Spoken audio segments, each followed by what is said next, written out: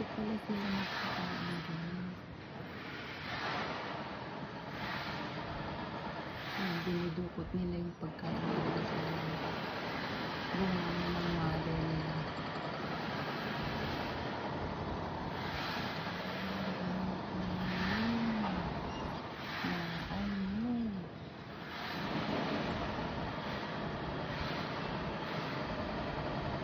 Iniipon pala ni Mommy Bird yung pagkain doon sa kanyang limona. Tapos, dudukutin din ng mga anak niya.